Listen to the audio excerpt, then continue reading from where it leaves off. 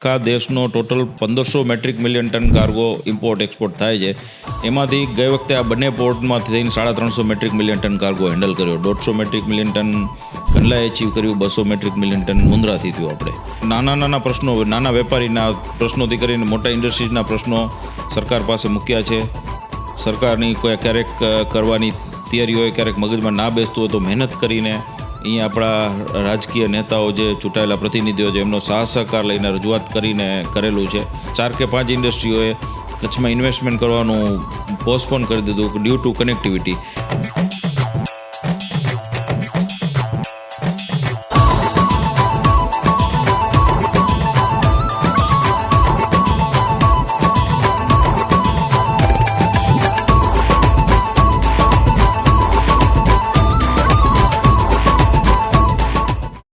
કચ્છ જ્યારે આર્થિક અને ઔદ્યોગિક વિકાસની સતત નવી ઊંચાઈઓ ઉપર પહોંચી રહ્યું છે ત્યારે આ નવા વિકાસના જે પરિમાણો છે તેની સાથે તાલ મિલાવી શકે કચ્છનો ઉદ્યોગ અને વેપારી જગત, એમાં ગાંધીધામ ચેમ્બર ઓફ કોમર્સ અને ઇન્ડસ્ટ્રીઝ એક ચાવીરૂપ ભૂમિકા ભજવે છે.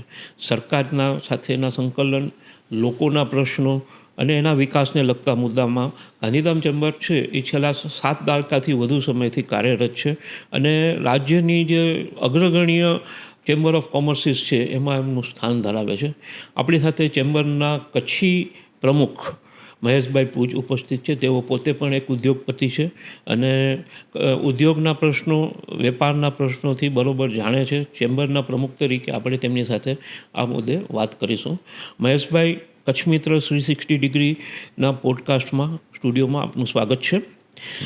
સૌથી પહેલાં તો આપણે છે ને કચ્છનું જે અત્યારે જે વિકાસ છે, હવે જે નવી જે વાતો થઈ રહી છે, નવો વિકાસ થઈ રહ્યો છે એની વિશે કંઈ પ્રકાશ પાડો.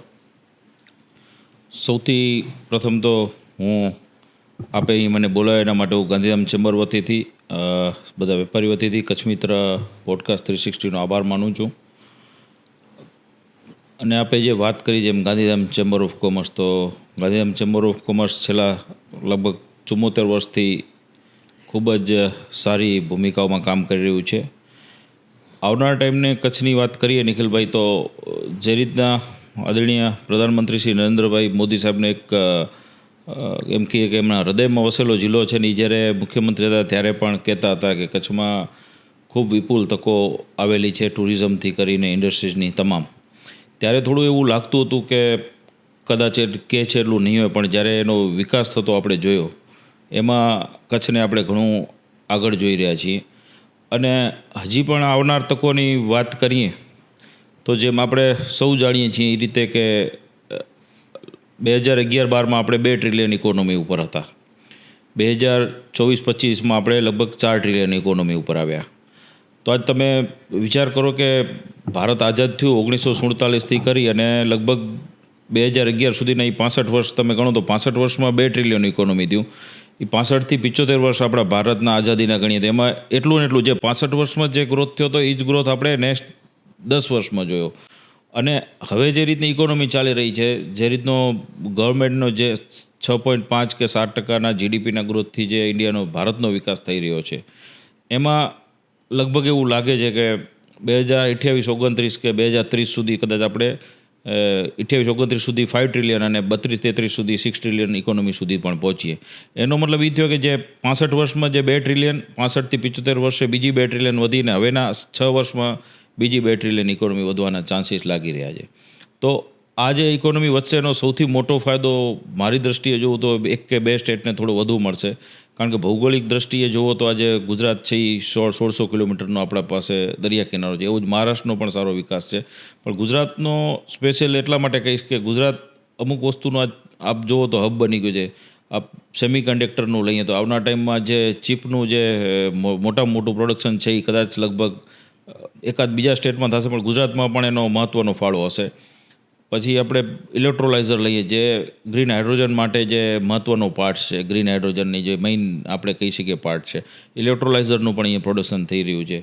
આજે આપ જુઓ તો કાર મેન્યુફેક્ચરિંગમાં સાણંદ આખો બેલ્ટ, સાણંદ વિરમગામ આખો બેલ્ટ છે એ મોટા આજે હબ થઈ ગયો છે. કેમિકલમાં તો ગુજરાત આગળ છે જ, ફાર્માસ્યુટિકલમાં તો એમાં પણ ગુજરાત આગળ છે. એના સિવાય આપણે ઇન્ફ્રાસ્ટ્રક્ચરમાં જોઈએ તો રોડ ઇન્ફ્રાસ્ટ્રક્ચર ખૂબ સારું છે. અને એનાથી વિશેષ જેમ મેં આપણે જીડીપીની વાત કરી તો એક જીડીપીનો એક નિયમ જ છે કે જેટલા ગ્રોથથી જીડીપી વધે છે એટલા જ ગ્રોથથી હંમેશા લોજિસ્ટિક કાર્ગો પણ વધતો જોયો છે. તો હવે ગુજરાતનો તો જે આપણે ગ્રોથની જે મેં વાત કરી એ તો અનબિલિવેબલ છે અને બહુ સારી રીતે ચાલી જ રહ્યો છે.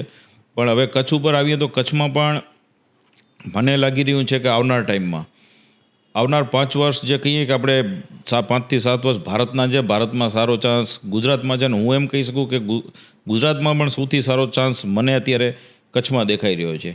એ શેના કારણે દેખાઈ રહ્યો છે એ પણ આપણે હું સ્પષ્ટતા કરું તો ઇન્ડસ્ટ્રીઝનું જે રીતનું ડેવલપમેન્ટ અહીંયા ચાલી રહ્યું છે ડ્યુ ટુ પોર્ટ. આપણે કચ્છ માટે નસીબદાર છીએ કે આપણી પાસે મોટામાં મોટો દરિયા કિનારો છે. અહીંયા દરિયા કિનારો છે, એનું ડેપ્થ સારી છે.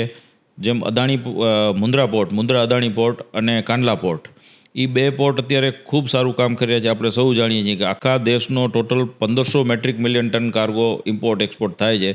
એમાંથી ગઈ વખતે આ બંને પોર્ટમાંથી થઈને 350 metric million ton cargo handle કર્યો. 150 મેટ્રિક મિલિયન ટન કંડલાએ એચીવ કર્યું, 200 મેટ્રિક મિલિયન ટન મુન્દ્રાથી થયું. આપણે હવે આવનાર ટાઈમમાં તુણા મધ્યે એક મોટું બહુ પોર્ટ ડીપી વર્લ્ડ દ્વારા પણ ડેવલપ થઈ રહ્યું છે. તો જે રીતનો ગ્રોથ છે એમાં આવતા વર્ષે એવું લાગે છે કે મુન્દ્રા 230-250 ક્રોસ કરશે, કંડલા પણ 170-80 ક્રોસ કરશે. પ્લસ ડીપી વર્લ્ડ આવી જવાથી અમને એવું લાગે છે 100 મેટ્રિક મિલિયન ટન કાર્ગો કદાચ બીજો પણ અહીંયાથી થઈ શકે. તો એમ કહી શકાય કે લગભગ 450-500 મેટ્રિક મિલિયન ટન લગભગ ભારતનો 3 ભાગનો કાર્ગો આ કચ્છથી હેન્ડલ થશે. એની સાથે સાથે હેન્ડલ થવાની સાથે સાથે શક્યતાઓ મોટા મોટી છે કે એ જે કાર્ગો મોકલવાવાળી કંપનીઓ છે એમાંથી 5% કે 7% કંપની પણ કચ્છમાં આવશે તો એ બહુ મોટે પાયે ડેવલપમેન્ટ થશે. જેમ અમે લોકો જે રીતના ઇન્ડસ્ટ્રીઝને અત્યારે જોઈ રહ્યા છીએ આજની તારીખમાં, અત્યારે સ્ટીલમાં મોટામાં મોટું હબ અત્યારે છે અને હજી આવનાર સમયમાં ઘણી બધી કંપનીઓ એમાં પાઇપલાઇનમાં છે. કારણ કે જેને માર્કેટમાં ટકી રહેવું હશે એની ઇન્ડસ્ટ્રીઝ પોર્ટની આજુબાજુમાં જોઈશે. એડિબલ ઓઇલમાં લગભગ કંપનીઓ અહીંયા આપણે કચ્છ ખાતે આવી ગઈ છે. ફર્નિચર માટેની પણ ઘણી બધી સર્વે ચાલુ છે. 2-3 કંપનીઓ આવી ગઈ છે, 2-3 લોકો સર્વે કરી ગયા છે. મેટલ અને સ્ક્રેપમાં પણ અત્યારે કચ્છ સૌથી આગળ છે. કારણ કે જે સ્ક્રેપ લગભગ 50 કન્ટ્રીઓથી ઇમ્પોર્ટ થાય છે, એનું સેગ્રિગેશન થઈ અને પછી અલગ અલગ કન્ટ્રીમાં જાય છે અથવા તો ડોમેસ્ટિક માર્કેટમાં આપે છે. તો એની પણ ઘણી બધી ઇન્ડસ્ટ્રીઓ અત્યારે અહીંયા આવી રહી છે. વુડમાં તો આપણે એમ કહી શકીએ કે એશિયાનું સૌથી મોટું માર્કેટ આપણી પાસે છે જ. પહેલાં એવું હતું કચ્છમાં ખાલી આપણે મીઠા આધારે મીઠો ઉદ્યોગ એટલે મીઠું જ બનતું હતું. હવે મીઠામાંથી બ્રોમાઇન અને અન્ય 8-10 જાતના કેમિકલો અહીં જ બનવાનું ચાલુ થઈ ગયું. પહેલાં અહીંથી સોલ્ટ આપણી પાસેથી જતું હતું અને ત્યાં કેમિકલનું પ્રોડક્શન એ લોકો કરતા હતા. પણ હવે કચ્છમાં જ મીઠું અને મીઠા પાછળના 8 થી 10 કેમિકલોનું અત્યારે અહીંયા કામકાજ, જેમાં બ્રોમિનનો બહુ મોટે પાયે ચાલુ છે, બાકી પણ કેમિકલોનું કામકાજ ચાલુ છે. ટ્રાન્સપોર્ટ લોજિસ્ટિકમાં અત્યારે કચ્છ જેટલી લોજિસ્ટિક કામ કરતી એવી કંપનીઓ કદાચ એકાદ મહારાષ્ટ્રમાં પેલા બોમ્બે કે નવા સેવા હોય તો ભલે, બાકી જેટલી શિપિંગ કંપનીની અહીંયા કામ કરી રહી છે લોજિસ્ટિકમાં એટલું કોઈ પાસે નથી. વેરહાઉસિંગ સૌથી વધુ કચ્છ ડિસ્ટ્રિક્ટ પાસે છે. આજ સિમેન્ટમાં પણ કચ્છ ઘણું બધું આગળ છે. એ રીતે માઇન્સ પણ આપણી પાસે ઘણી બધી, ધારો કે ચાઇના ક્લે છે, બેન્ટોનાઇટ છે, બોક્સાઇટ છે, આ બધું મોટે પાયે છે. તો કચ્છનો સાહેબ જે વિકાસ જોઈ રહ્યા છીએ એમાં ખૂબ અમને તો સારું ભવિષ્ય દેખાઈ રહ્યું છે. જે સાહેબના શબ્દો હતા કે કચ્છ બધું મહેનત કરશું તો કચ્છ સિંગાપુર જેવું ડેવલપ થઈ શકે છે. તો અમને એમ સિંગાપુર જેવું ના થાય પણ એના સમકક્ષ આવવા માટે ધંધાકીય રીતે તો આપણે એમ કહી શકાય કે ના, બિઝનેસની રીતે ઘણું આગળ વધી રહ્યું છે. આટલો જે વિકાસ થઈ રહ્યો છે, વિકાસની શક્યતાઓ છે કચ્છની, એમાં ગાંધીધામ ચેમ્બરની ભૂમિકા શું રહી છે અને ભવિષ્યમાં પણ શું રહેશે? ગાંધીધામ ચેમ્બરની વાત કરીએ તો જ્યારે 1947માં આપણું પાર્ટીશન થયું ઇન્ડિયા પાકિસ્તાનનું, એના પહેલાં કરાચી પોર્ટ આપણી પાસે હતું. મતલબ આપણી પાસે એટલે ભારતમાં હતું ને પછી ભારત પાકિસ્તાન થયું તો કરાચી પોર્ટ પાકિસ્તાનમાં ગયું. તરત જ જે જવાહરલાલ નહેરુજી અને આદરણીય સરદાર વલ્લભભાઈ પટેલે નિર્ણય લઈ અને કંડલા પોર્ટ આપણું ચાલુ કર્યું. ત્યારે સરદારગંજના નામથી ચાલુ કર્યું હતું પ્લોટ. પછી તરત જ 2 વર્ષ પછી લાલ બહાદુર શાસ્ત્રીજી વડાપ્રધાન જ્યારે હતા ત્યારે એમણે અહીંયા તરત જ કંડલા ફિટર ઝોન ચાલુ કર્યું, લગભગ 51 કે 52માં. એ ટાઈમમાં 53માં ગાંધીધામની સ્થાપના થઈ. ત્યારથી જ આ કોમ્પ્લેક્સના વિકાસ માટે, કચ્છના વિકાસ માટે હંમેશા ક્યાં ક્યાં સારું છે ત્યાં રજૂઆતો થતી રહી છે. પણ મને તો એટલું બધું ફ્લેશબેક ઘણું બધું યાદ નથી, કારણ કે હું લગભગ 15 વર્ષથી ચેમ્બરમાં એક્ટિવ છું. તો એ 15 વર્ષની વાત કરું તો હંમેશા નાના પ્રશ્નો, નાના વેપારીના પ્રશ્નોથી કરીને મોટા ઇન્ડસ્ટ્રીઝના પ્રશ્નો સરકાર પાસે મૂક્યા છે. સરકારની કોઈ ક્યારેક કરવાની તૈયારી હોય, ક્યારેક મગજમાં ના બેસતું હોય તો મહેનત કરીને અહીંયા આપણા રાજકીય નેતાઓ જે ચૂંટાયેલા પ્રતિનિધિઓ છે એમનો સહકાર લઈને રજૂઆત કરીને કરેલું છે. અને હમણાંની રજૂઆતો કરેલી છે ને એમાં ઘણી બધી સફળતા પણ મળેલી છે. ક્યાંક કોઈક કારણસર નથી મળી તો એને એ પ્રશ્નને મૂકી નથી દેતા, એના માટે સમજાવવાની કોશિશ કરીએ છીએ, બીજું સારામાં સારી જગ્યાએ રજૂઆત કરવાની કોશિશ કરીએ છીએ. હવે અત્યારના સિનોરિયોની વાત કરું તો હવેની ભૂમિકા જે છે ગાંધીધામ ચેમ્બરની એ રહેશે કે આવનાર ટાઈમમાં જે પ્રોજેક્ટ્સ આવી રહ્યા છે, જેમ આપણે અગાઉ બધા પ્રોજેક્ટ્સની ચર્ચા કરી, એમાં આપણે સોલાર અને ગ્રીન હાઇડ્રોજનનું એક વાત રહી ગઈ, તો એમાં આવનાર પ્રોજેક્ટો જે આવી રહ્યા છે કચ્છમાં, તો સૌથી મોટી આપણી પાસે જે અત્યારે થોડી રોજગારીની તકલીફ છે, અથવા તો રોજગારી જોઈએ એ પ્રમાણમાં નથી, અથવા એ પ્રમાણમાં સ્કિલ આપણી પાસે નથી, તો ગાંધીધામ ચેમ્બરની કોશિશ એ રહેશે કે અમુક ઇન્ડસ્ટ્રીઓ અહીંયા આવી નથી રહી કારણ કે એને સ્કિલ નથી મળી રહી. તો એના માટે મેં સરકાર સાથે પણ વાતચીત કરી રહ્યા છીએ. એમનો પણ ખૂબ સારો પ્રતિભાવ છે કે આપ કયો એ ડેવલપમેન્ટ કોર્સ ચાલુ કરશું. જેમ કે હું એનો એક દાખલો આપું તો કંડલા પોર્ટ સાથે મળી અને અમે ને ત્યાંની તોલાણી ઇન્સ્ટિટ્યૂટ મેનેજમેન્ટે એક વચમાં એકાઉન્ટન્ટ આપણી પાસે અહીં બહુ ઓછા હતા, તો અમે લોકો એ પણ એક ગાંધીધામ ચેમ્બરે 30 લાખ રૂપિયાના કોમ્પ્યુટરને એ બધું આપીને ત્યાં તોલાણી ઇન્સ્ટિટ્યૂટ મેનેજમેન્ટ સાથે અત્યારે એ કામ કરી રહ્યું છે. બીજું ગ્રીન હાઇડ્રોજન આવનાર ટાઈમમાં બહુ મોટું અહીં હબ બનવાનું છે, તો ગ્રીન હાઇડ્રોજનનું ઇન્સ્ટિટ્યુશન બનાવી એનું નોલેજ આપવા માટે એમાં પણ ટીમ્સ અને કંડલા પોર્ટ સાથેનું એક MOU થયું, જેમાં પણ ગાંધીધામ ચેમ્બરની મહત્ત્વની ભૂમિકા હતી કે આવનાર ટાઈમમાં એમાં જે જોબ ક્રિએટ થાય એ જોબ આપણા કચ્છના લોકોને જ મળે. અને એવી જ રીતે અત્યારે લોજિસ્ટિકમાં ઘણી બધી આવનાર ટાઈમમાં શક્યતાઓ છે, સ્ટીલ ઇન્ડસ્ટ્રીઝમાં છે, ફર્નિચરમાં છે. આ બધી વાતચીત અમે કચ્છ યુનિવર્સિટી સાથે પણ ચાલુમાં છે કે આવનાર તમામ ઇન્ડસ્ટ્રીઓની આપણે અહીંયા સ્કિલ તૈયાર કરીએ, જેથી કરીને ઇન્ડસ્ટ્રીઓ વધુ આવે. અમુક ઇન્ડસ્ટ્રીઓ જે નથી આવતી કચ્છમાં, એ લોકોને અમે કન્વિન્સ કરી શકીએ કે અહીંયા આપણી પાસે પણ સ્કિલ મળી જશે અને અમારી પણ ઇન્ડસ્ટ્રીઝ ચાલુ છે, આપ આવો, ક્યાંય પણ જરૂરિયાત હશે તો એમાં ગાંધીધામ ચેમ્બર એક બ્રિજ તરીકેની ભૂમિકા ભજવશે. અને સરકારશ્રી પાસે પણ અવારનવાર અમારી ઘણી બધી રજૂઆતો હોય છે, પણ એવું છે કે કચ્છના આ ડેવલપિંગમાં ગાંધીધામ ચેમ્બરનો એક મહત્ત્વનો રોલ છે અને મહેનત પણ સારી કરી રહ્યો છે, સરકારનો સારો સહકાર મળી રહ્યો છે. તો કોઈ પણ ઇન્ડસ્ટ્રીને આવવું હશે કે કોઈ હશે તો એનામાં અમે લોકો એક બ્રિજની ભૂમિકા ભજવી રહ્યા છીએ. અત્યારે જે એક્ઝિસ્ટિંગ વેપારીઓ અને ઉદ્યોગો છે એમને કેવા પ્રકારના પ્રશ્નો ચેમ્બર પાસે આવે છે ઉકેલ માટે, અને એમાં ચેમ્બર કેવી રીતે એને મદદ કરે છે? પ્રશ્નોમાં સૌથી મોટો પ્રશ્ન આપણે સૌ જાણીએ છીએ કચ્છ માટેનો એ પાણી છે. તો જે ઇન્ડસ્ટ્રીને જે વોટર સપ્લાય મળવું જોઈએ એ કોઈ પણ કારણસર વહેલું મળે છે, મોડું મળે છે, અથવા તો જે કમિટેડ હોય છે નથી, થોડું ઓછું મળે છે, અથવા તો ક્યારેક નથી પણ મળતું.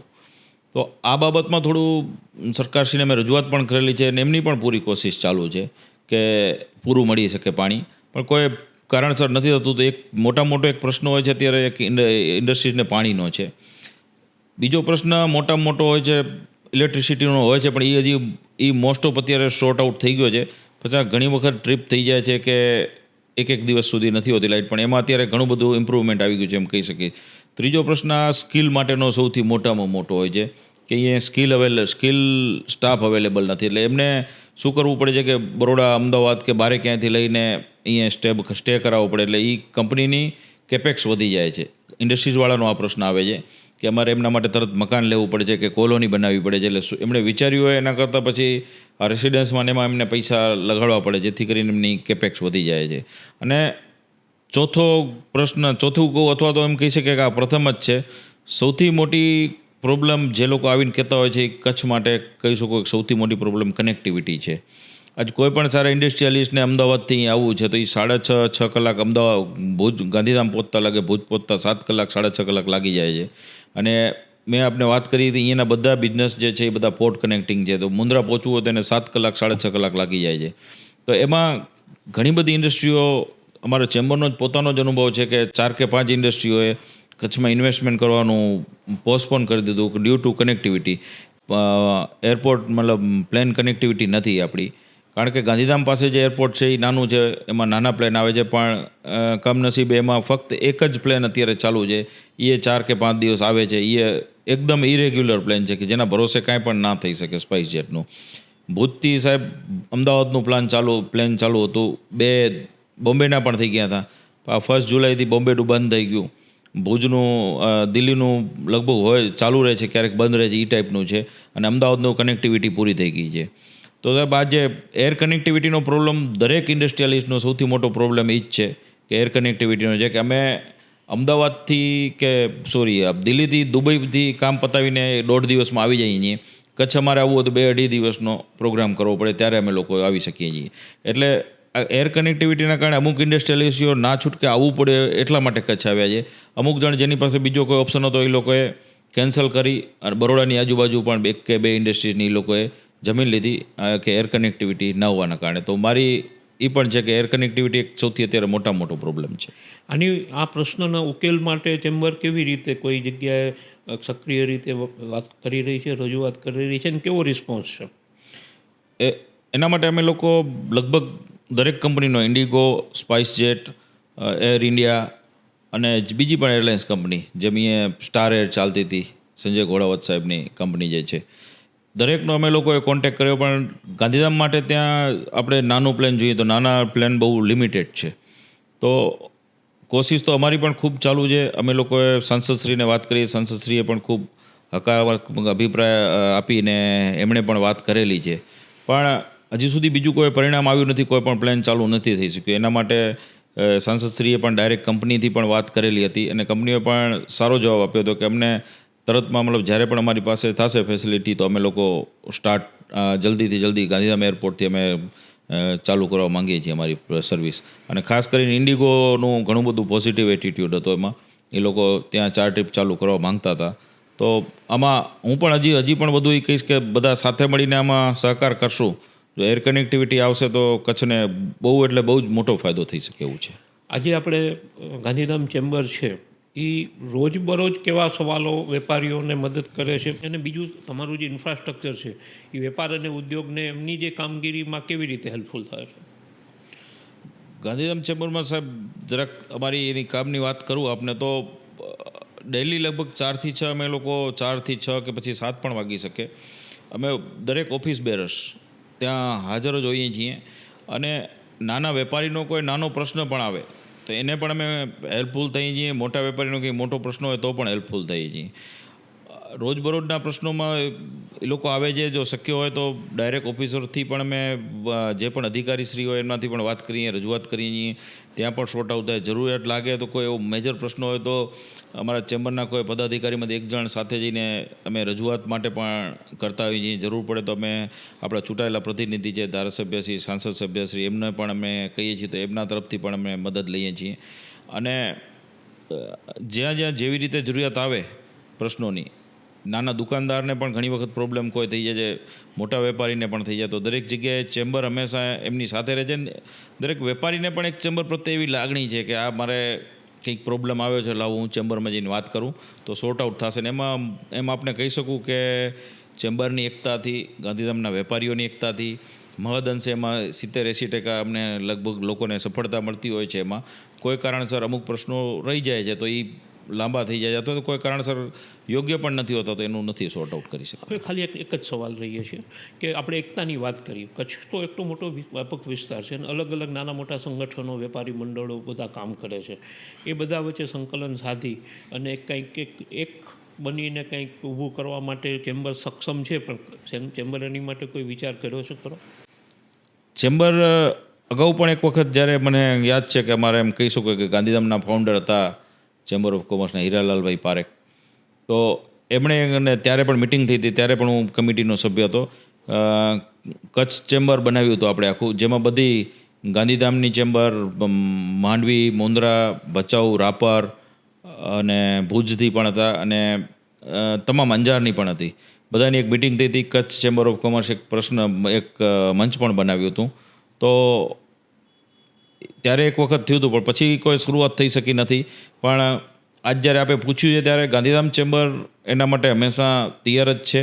અને અમુક એવી જગ્યાએ જ્યારે ધારો કે હમણાં રેલવે મિનિસ્ટર સાહેબનો એક પ્રોગ્રામ ઓર્ગેનાઇઝ કરવાનો મોકો મળ્યો હતો અમને અશ્વિની કુમાર સાહેબનો, ત્યારે આપણે દરેક ચેમ્બરને યાદ કરીને ચેમ્બરના પ્રમુખોને આમંત્રણ પાઠવેલું હતું.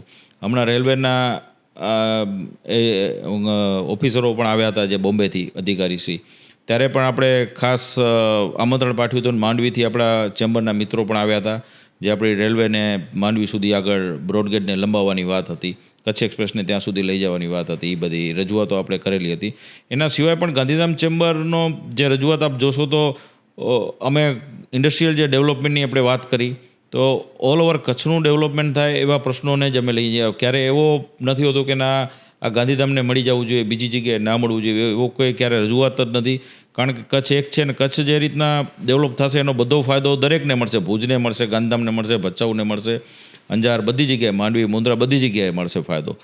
આભાર મહેશભાઈ. આજે આપણે એક બહુ સરસ ચર્ચા કચ્છના વિકાસની, ઔદ્યોગિક વિકાસની કરી અને આપણે ઘણા બધા મુદ્દા ઉપર પ્રકાશ પાડ્યો. માહિતીપ્રદ રહ્યું. આભાર.